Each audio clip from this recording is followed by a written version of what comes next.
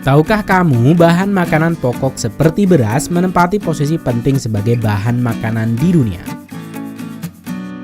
Beras menjadi sumber makanan lebih dari 2/3 populasi dunia. Setiap hari lebih dari 600 juta orang di seluruh dunia memakan nasi. Kebutuhan akan produksi beras ini masih ditopang oleh produksi tradisional dan sebagian lainnya sudah digarap dengan lebih serius dengan teknologi modern.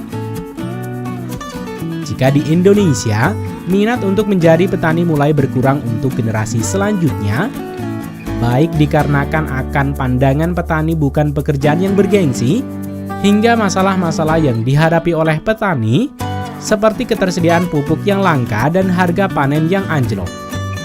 Kondisi ini berbeda dengan yang dihadapi oleh negara maju seperti Australia. Australia telah berhasil menggarap padi sebagai suatu bisnis yang menguntungkan dan menyediakan pekerjaan bagi ribuan orang, serta memainkan peranan penting dalam ekonomi regional Australia. Lalu, bagaimana petani Australia berhasil mengembangkan bibit padi dan menghasilkan lebih banyak beras per hektarnya daripada dimanapun di dunia? Yuk kita ikuti liputannya bersama Rekayasa Teknologi.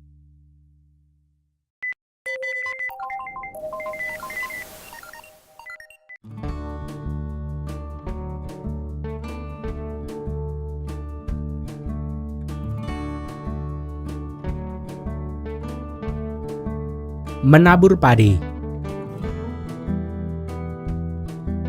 Sebagian besar produksi beras di Australia ditanam di pertanian beririgasi di selatan New South Wales dan Victoria Utara antara bulan Oktober dan April. Padi hanya dapat ditanam di tanah yang telah disetujui dan memenuhi kriteria aturan penanaman padi yang ditetapkan oleh perusahaan irigasi mereka. Para petani mulai menyiapkan sawah mereka pada bulan Juli dan Agustus. Mesin traktor laser meratakan lahan dengan menarik tepian dan memberikan pupuk yang membantu padi tumbuh dan tetap sehat pada tahap awal pertumbuhan. Penanaman biji padi yang baik dilakukan pada bulan Oktober hingga awal November. Banyak petani di Australia menggunakan pesawat untuk menabur benih padi di teluk yang sudah terisi air. Mereka menggunakan teknologi pemandu satelit untuk menyebar benih secara merata di seluruh teluk. Selain menggunakan pesawat, petani juga dapat menyemai padi menggunakan mesin penyemai gabungan atau jenis lainnya. Setelah lahan ditanami, ladang dibilas dengan air dan dikeringkan beberapa kali sebelum air permanen diterapkan di sekitar bulan Desember. Inisiasi air dan paniko. Penyiraman tanaman padi sangatlah penting. Petani padi mengelola air dengan hati-hati untuk mendapatkan tanaman sehat yang menghasilkan banyak beras. Para petani mengaliri air secara permanen pada tanaman padi mereka untuk semua atau sebagian besar musim tanaman, tergantung pada cara menanam tanaman padi. Pembatas aliran dengan beton seperti ini di antara fase padi memungkinkan air mengalir dari satu teluk ke teluk berikutnya, dan petani dapat menaikkan atau menurunkan pintu untuk mengontrol aliran air. Air digunakan sebagai selimut untuk melindungi tanaman padi dari variasi suhu. Selama bulan Januari dan Februari, inisiasi puncak dan pembuangan terjadi. Fase ini sangat penting karena pada fase ini kepala padi terbentuk dan biji mulai berkembang. Selama bulan-bulan pada musim panas, memungkinkan air terjadi penguapan, sehingga petani akan memantau ketinggian air dan kesehatan tanaman padi dengan sangat cermat selama periode tersebut.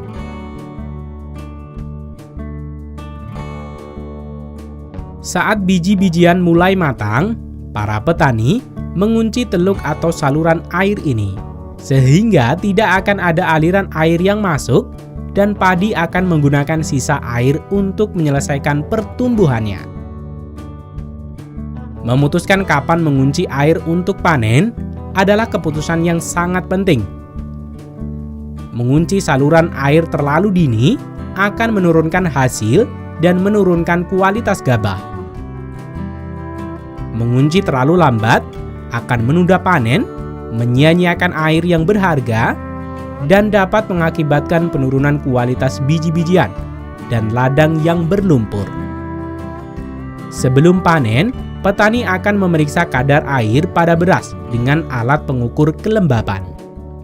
Ketika biji-bijian mengandung sekitar 22% kelembaban, artinya tanaman ini siap untuk dipanen.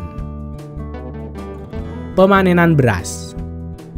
Padi biasanya dipanen dari Maret hingga Mei dengan menggunakan mesin yang disebut dengan pemanen gabungan.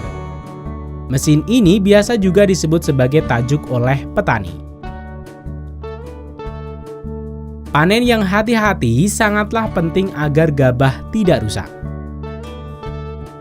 Mesin pemanen memisahkan biji-bijian dari jerami.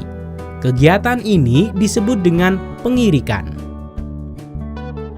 Setelah padi dipisahkan dari jerami, padi akan disimpan di tempat bak penampungan dari mesin pemanen ini. Saat bak sudah penuh, mesin pemanen akan memindahkan padi ke truk atau traktor pengangkut yang sering disebut juga nampan pemburu. Disebut demikian karena traktor pengangkut ini akan selalu mengikuti mesin pemanen sambil terus beroperasi. Dengan cara ini, petani dapat menghemat banyak waktu.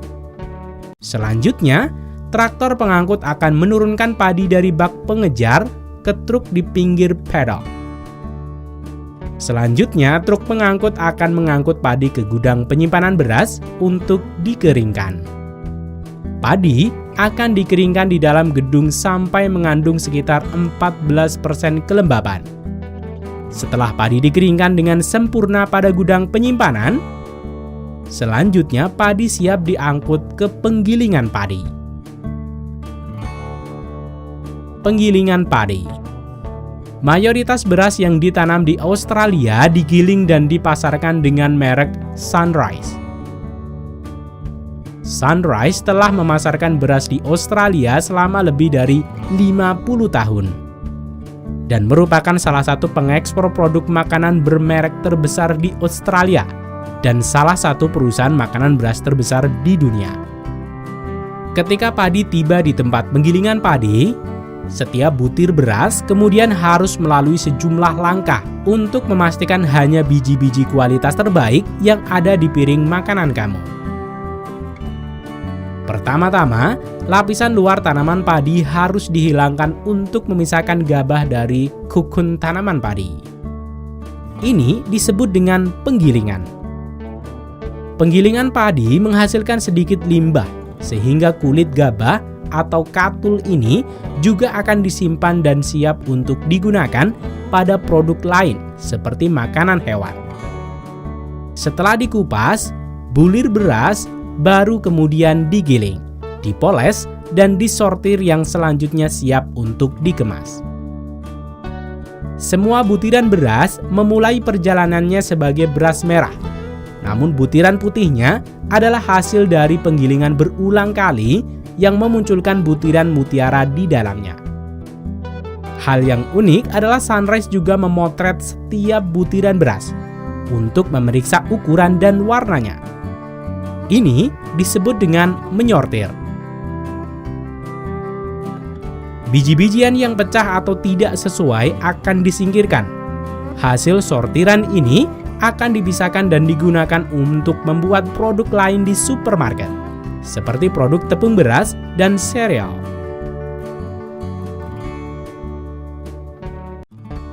Itulah proses pertanian padi modern di Australia.